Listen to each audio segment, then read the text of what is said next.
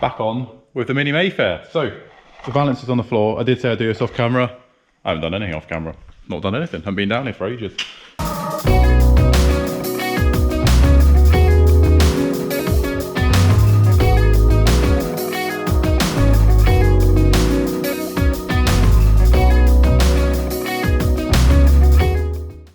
So let's catch up with where we left you in the last episode on the little Mini Mayfair named Eve.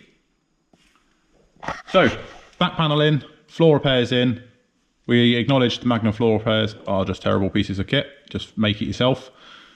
Heritage panels in, nothing's ground back really. It's all just kind of as it is.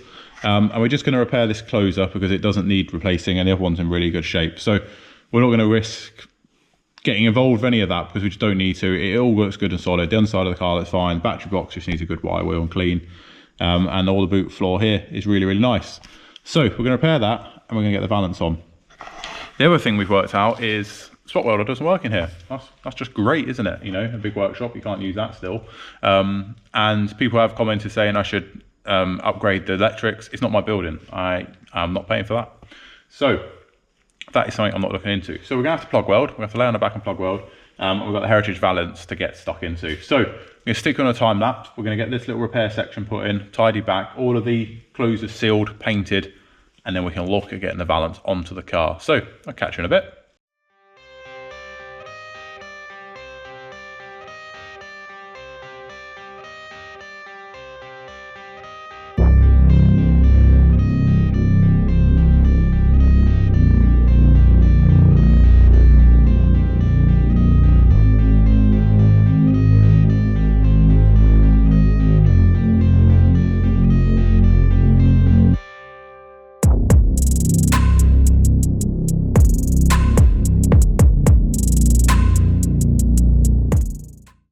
There's that patch welded in up there.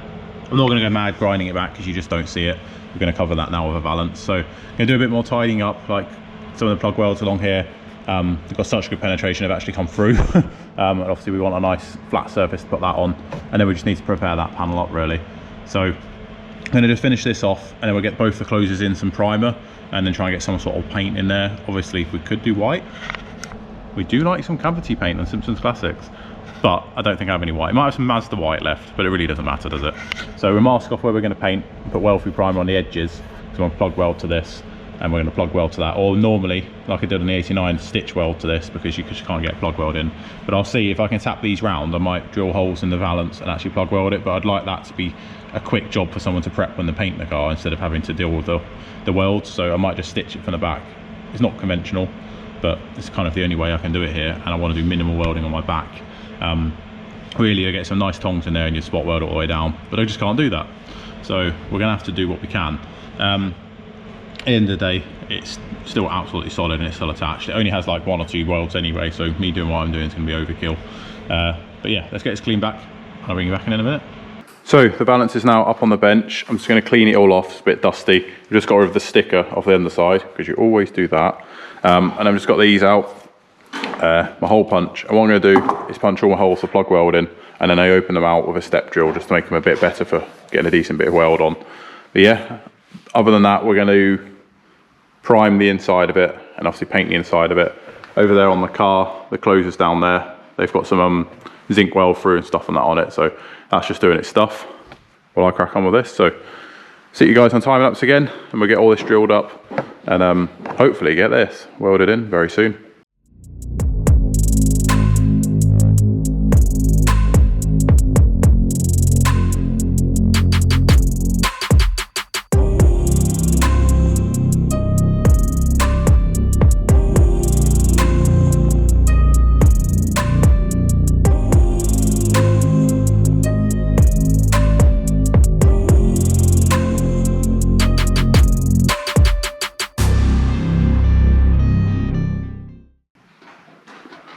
Right, so that's all the holes drilled on there, but now I'm going to go in with my deburring tool, which Chapman very kindly got me, so thank you very much for that, mate. And we're just going to get rid of all that. Instead of grinding that and losing the metal, we can whip round it with the deburring tool. And hopefully... oh yeah, that does the job. Right, crack on and do that.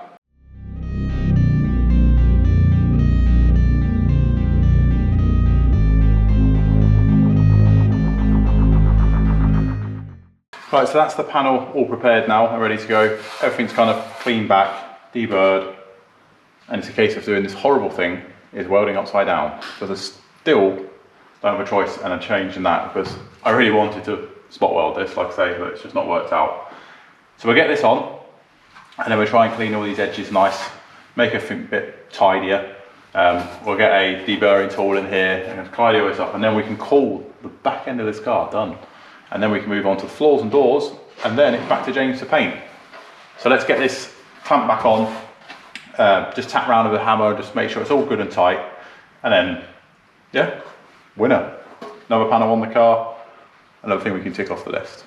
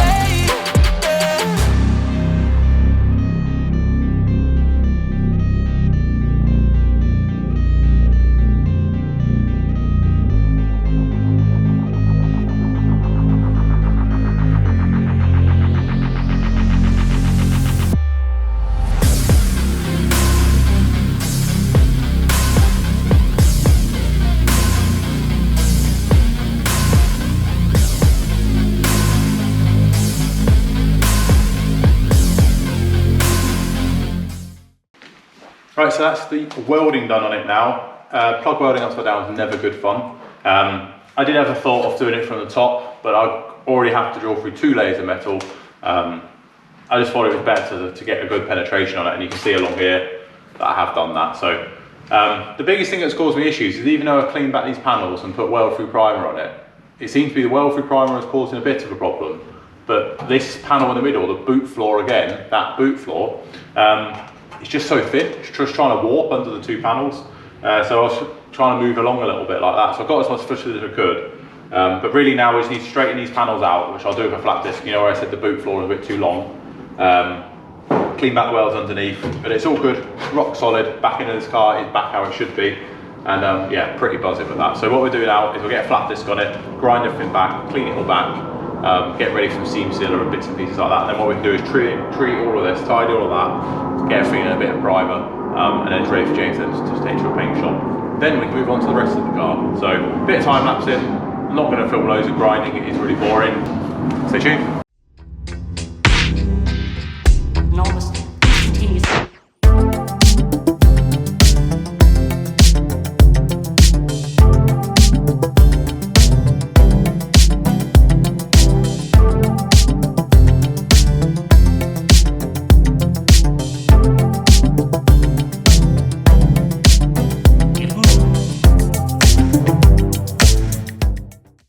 Voila, there we have it. So bumper is on the floor there. That's just an old, I don't know if it's off this car, it's a rusty bumper anyway, but it's got good mounting points. So just going to double check the bumper fits. We know the boot fits, so we're happy with that. Uncovered in crap. So what we're going to do, we've kind of lineaged everything back. I'll bring you in now and show you. I hate doing these plug welding because you know it should be done with a spot welder, but you've got to do with what you can do with the tools you've got. Yeah, pretty happy with it. I do think it's going to all clean back quite nicely. Just need to clean back in these, I just need to clean back kind of in the intricate areas around the boot seam itself. That's quite difficult to do, so try and get in there with like a small disc or something like that, or just a deburrer, and you can normally get in there and get it out. But the boot rubber will cover it all, but obviously I'm not going to let it go like that. I want to keep it nice and clean. I remember it taking ages on the budget club one to do it, so we did the same repair on that. So let me bring you and show you. Just grab the let's grab the torch. So yeah, as you can see, it's all nice, plug weld on, and if you go down there, you can see,